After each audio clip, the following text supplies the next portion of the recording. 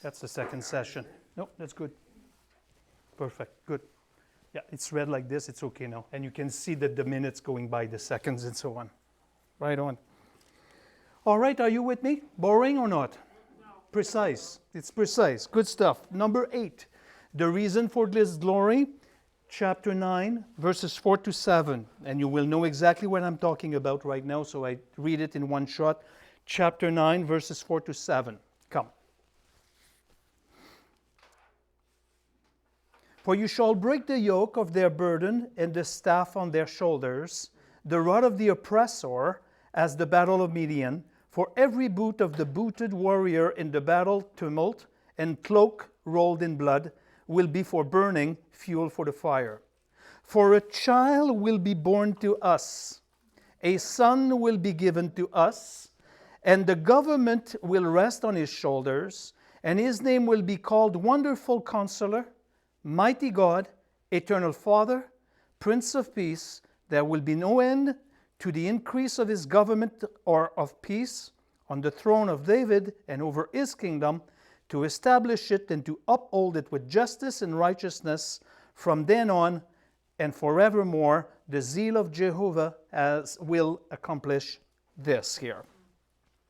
So look at your outlines. It is subdivided. So the first, the breaking of the oppressor's yoke in 9:4. So now we focus only on 9:4. For you shall break the yoke of their burden and the staff on their shoulders, the rod of their oppressor, and the battle of Midian here.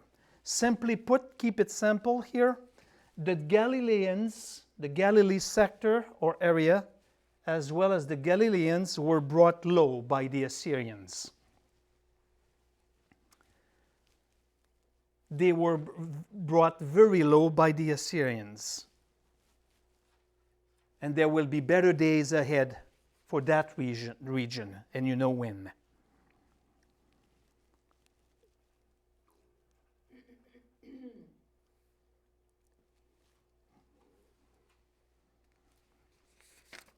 That was A, I think. The first five, yeah, that's the breaking of the Assyrian. Yeah, that's I'm mixed up here. B, let's go to B, the weapons of the foes destroyed. Oh, no, it's okay what I say. Yeah.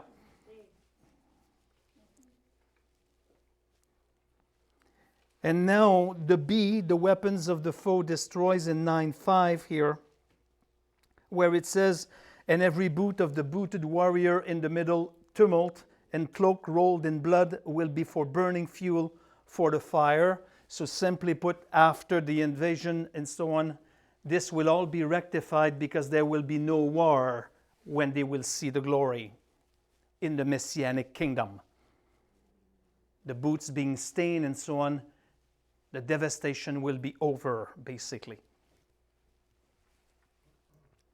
But he's talking about the Assyrian, the result of the battle. It's talking about the Messianic kingdom, that there will be no such a thing here. For every boot of the booted warrior in the battle tumult and cloak rolled in blood will be for burning fuel for the fire, meaning they will be gone. Okay? The boots, there will be no boots stained by war and so on and so forth once they see the glory. But not now. Of course, it alludes to the reign of peace. Capital C, third, the birth of Emmanuel, verses 6 and 7 here. The root cause for the other two, A and B, that we just saw, I was a bit stumbled over my words here, A and B, the root cause here is basically C, the birth of Emmanuel. Basically, Isaiah here saved the best for last. The root cause of the cessation of war, of being brought low and so on, will be finished by the coming of Emmanuel here. And here he spells out both his human origin and his divine origin of Christ. 9:6. Let's do 9:6a. For a child will be born to us, a son will be given to us. Here, he alludes to his divine, to his human origin. Look at your outline. 6a, it's human origin. A child will be born. To be born, you need to be human. And he was born by a natural birth, not a natural conception, but a natural birth. He was born exactly as you did. And then it says, a son is given. And at the same time, that son is unique because this son is the gift of God. And he is the son of Psalm 2. You can read Psalm 2, the totality. He is that son, the son of Psalm 2. So just to go back a bit because of the bumpiness, 9:6a, for a child will be born to us, a son will be given to us. Here, the emphasis is on his humanity. And this is important now. I let myself go a little bit outside of my notes to understand that he was both fully man and fully God. This is very important for your salvation. Because if he was not a man, we cannot be saved. Okay? Because only God can forgive sins, so he was total human and total deity. Now 6b talks about his divine origin. It's described on your outline. And the government will rest on his shoulders, and his name will be called Wonderful Counselor, Circle Wonderful Counselor, Circle Mighty God, Circle Eternal Father, and Prince of Peace for a moment. Now we have his divine origin, the divine origin of the God-man, and you can raise your head and look at the TV screen right now. We have 4 names there with 2 parts to each name. If you have a translation that has Wonderful, comma, Counselor, erase the comma. It's a mistake in your Bible. There is no comma. Do you have a comma there, Nancy? Yes. There is no comma in the original Greek. Don't erase it, but please know it. Okay? After wonderful, there should be no comma. Good. Okay? Who has a comma? Okay, that's okay. That's fine. Just know that there is no comma. Okay?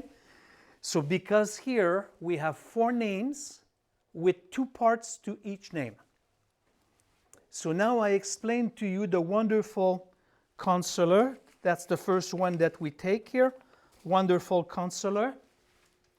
When you read it in English, Wonderful Counselor, it does not imply deity. Okay? It does not imply deity.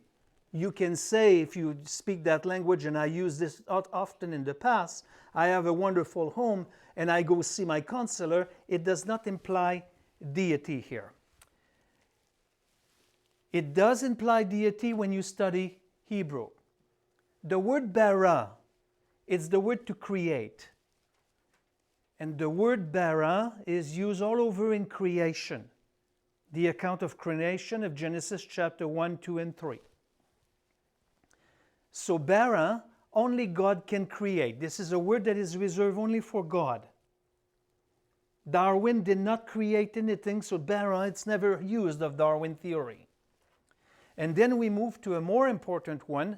The wonderful is Pele. You will never hear these Orthodox Jews behind you.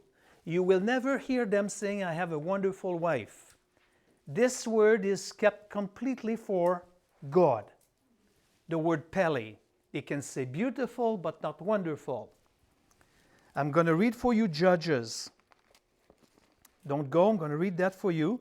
So from a Jewish perspective, it is a deity title and so on. Judges 13, verse 18 says this. But the angel of Jehovah said to him, the angel of Jehovah is the pre-incarnate Christ, said to him, why do you ask my name, saying it is wonderful? Why do you ask my name? That's the pre-incarnate Christ saying wonderful, Pele. So that's why the Jews never use it of a human being. Judges 13:18. Isaiah 25. Isaiah 25, 1. O Lord, you are my God. I will exalt you. I will thanks to your name, for you have worked wonders. It's Pele, plans formed long ago with perfect faithfulness. Okay? For you have worked wonders, that's the same name, Pele. So the wonders are always kept for a deity. Isaiah 28, 29. 28, 29. This also comes from Jehovah of hosts, who has made his counsel, Pele, wonderful, and his wisdom, great. So now we understand that the four names here with two parts on it, there is no comma, it's wonderful counselor in its deity sense here, concerning the usage of the word Pele in the scriptures. Okay, what's the indication? It is that it does indicate that the Messiah will be a fountain of divine wisdom. The Messiah will be a fountain of divine wisdom. A fountain from which rivers of counsel, comfort, and consolation will flow to the earth. Earth is multitude in the Messianic kingdom. He will be your counselor. The indication here is, I repeat, that the Messiah will be a fountain of divine wisdom in a man. And from him will flow rivers of counsel. You cannot find that on earth in anywhere right now. You will derive your comfort, as we should today, our consolation, and this will expand to the earth's population in the kingdom here. How many of you are acquainted with this? The New English Bible, the NEB. Nobody? Good.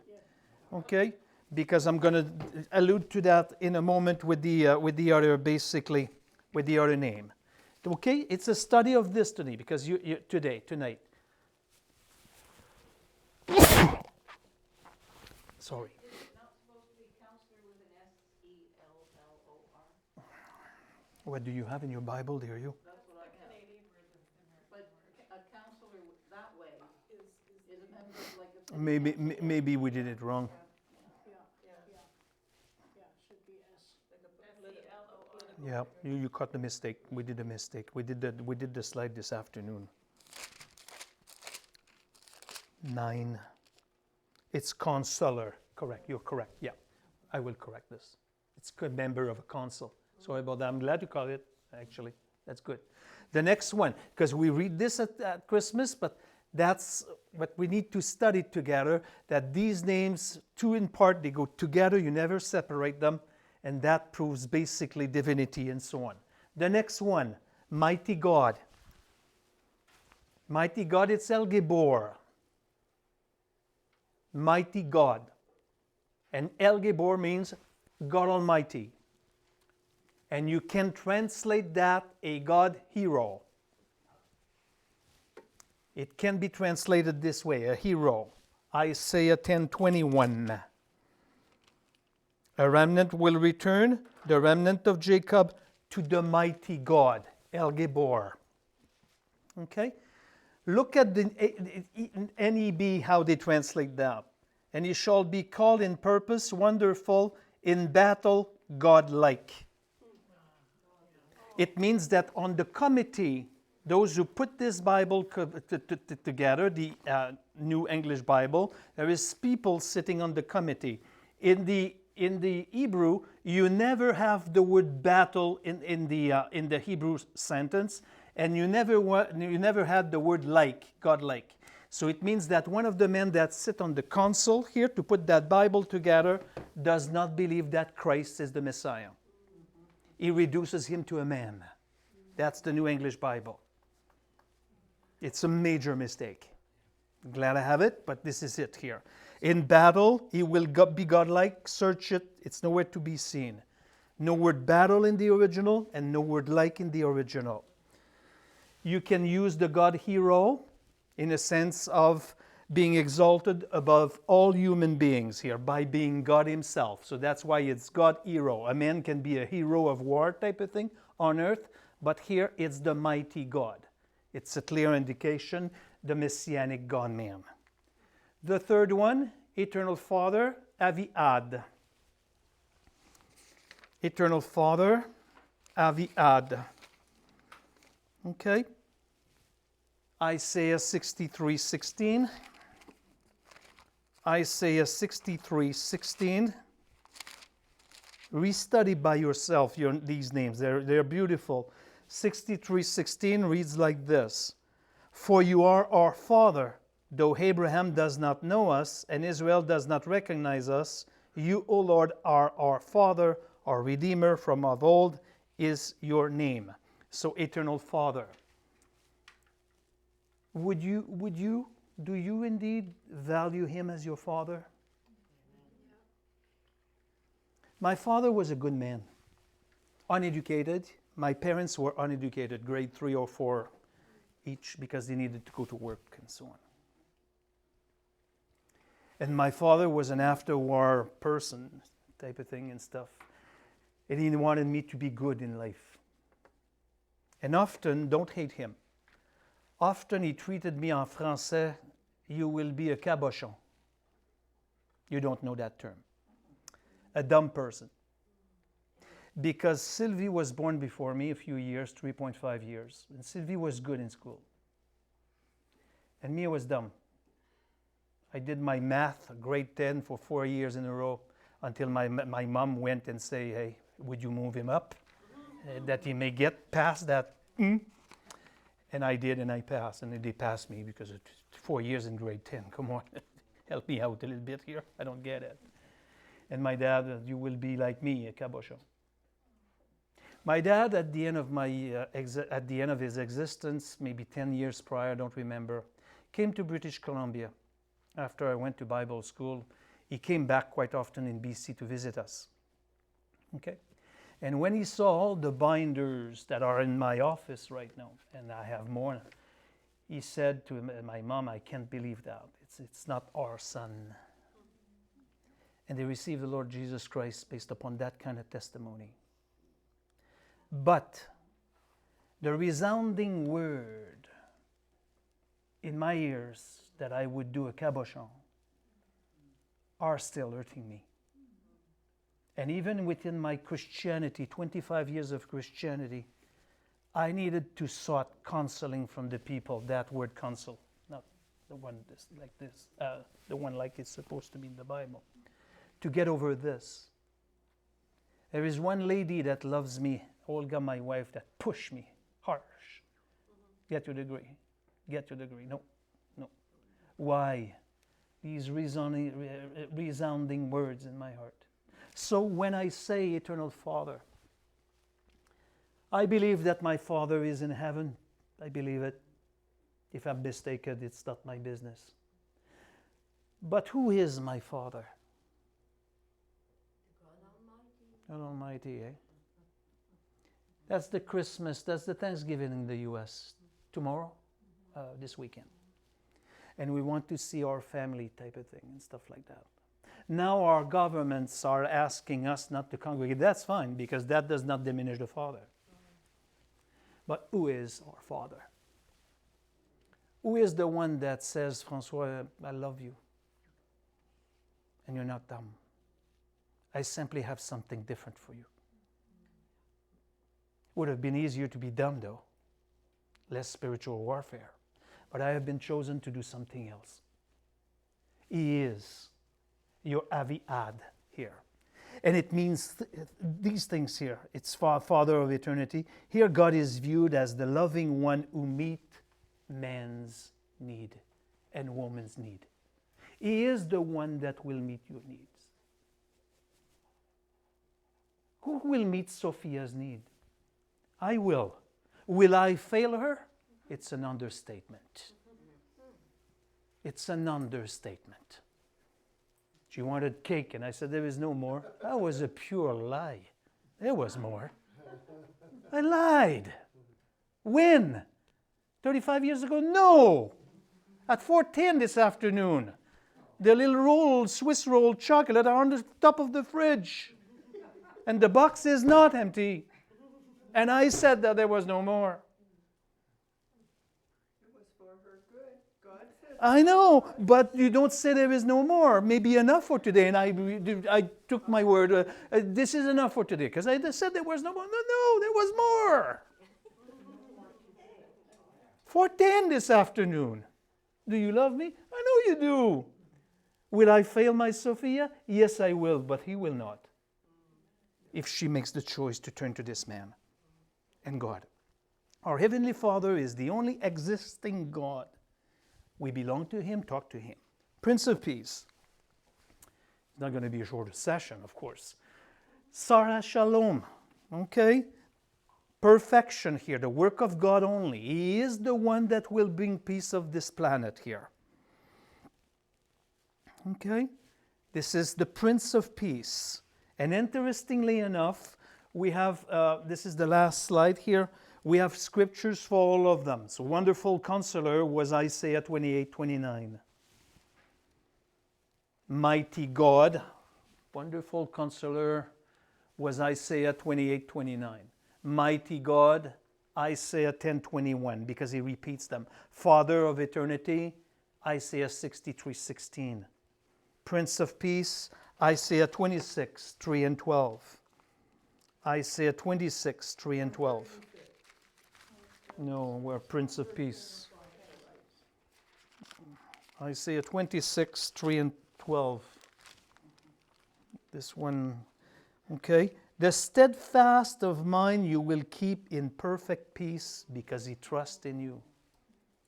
The steadfast in mind you will keep in perfect peace because he trusts in you. Was it last week that I was teaching the doctrine between the noisy and the quiet? Okay. Trudeau is noisy. The WHO, it's a noisy thing. Stop packing up the hospital and so on. And you look at it and you start to shake. But the quiet trust in God. God will provide in the box for my need, even if carries on with COVID and so on. And all of a sudden you become more relaxed. And you enjoy the peace that he gives right now. How much more peace will you get in the Messianic kingdom? 26:12. Lord, you will establish peace for us, since you have also performed for us all our works, type of thing. You will establish peace for us. Is Israel in peace today? Absolutely not. They are afraid of being stabbed on the street, type of thing. If you go to the Tapua Junction, it's forbidden to go there. It's on the way to Samaria. Terrorists are coming from the Tapua Junction. What kind of a peace are we talking about? The peace that he has for them reserved for the remnant. The peace that you will partake in also in the Messianic kingdom. The Davidic throne here, 9:7. I don't have any slides anymore. On this mountain he will swallow up the covering which is all over the peoples, even the veil which is stretched over all nations, here in verse 7 here. Keep in mind that Emmanuel's prophecy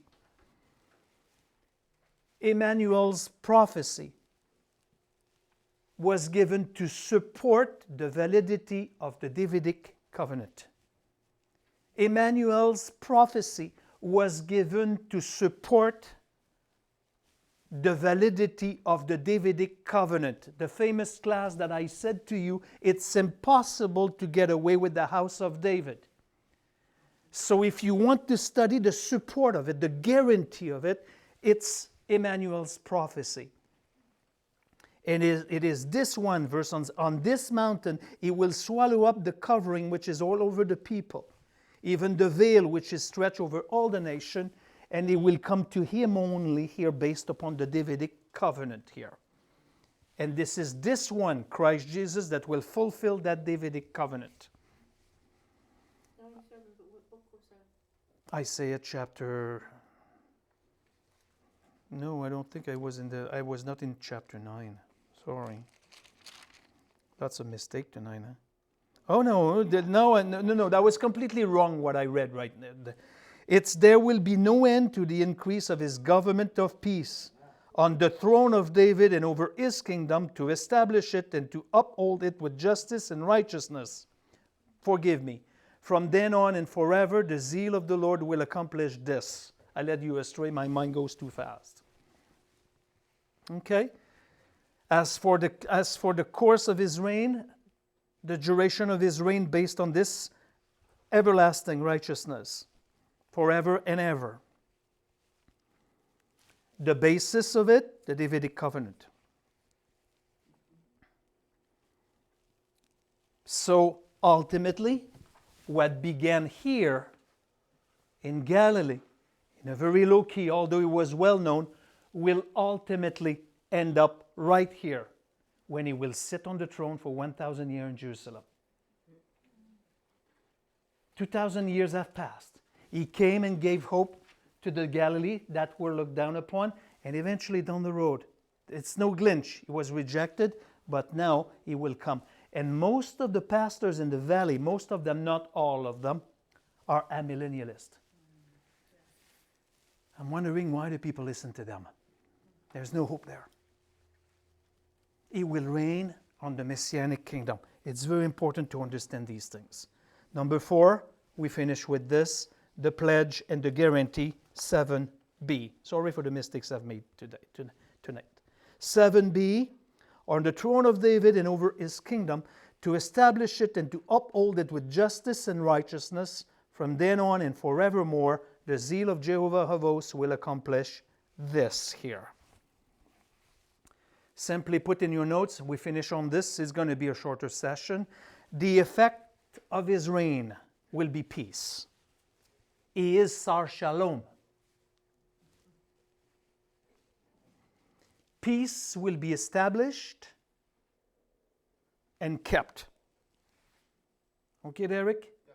Peace will be established and kept. What will be the duration? 1,000 years. Forever here means 1,000 years. It's not a forever. After that comes with something else. What's the guarantee? The pledge? Jehovah's zeal.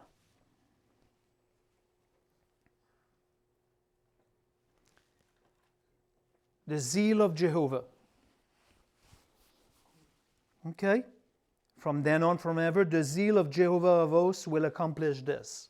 So if you allegorize this, there is no messianic kingdom. You allegorize his zeal. Are you bold enough to do it? Okay? The zeal of Jehovah is used only here and in Isaiah 37:32. Isaiah 37:32. And in 2 Kings 19:31. But in 2 Kings 19:31, it's Isaiah speaking.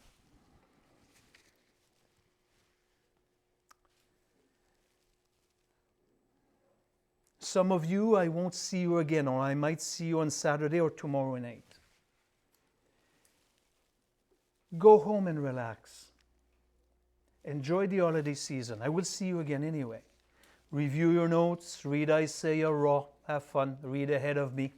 We're going to fall into a more tedious place, but not right away. After Christmas, we need to look at Jehovah's outstretched arm, Maher Shalalaz Baaz, the judgment of Assyria, and the reign of Emmanuel again.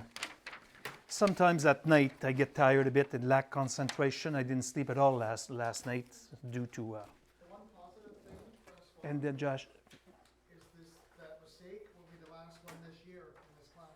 The what? This will be the last mistake. My last mistake of the year. Thank you. There you go. Did you talk about starting in January at 6:30 instead of 7? I'm not there yet. I don't know. I might, but I will give it some thoughts and so on.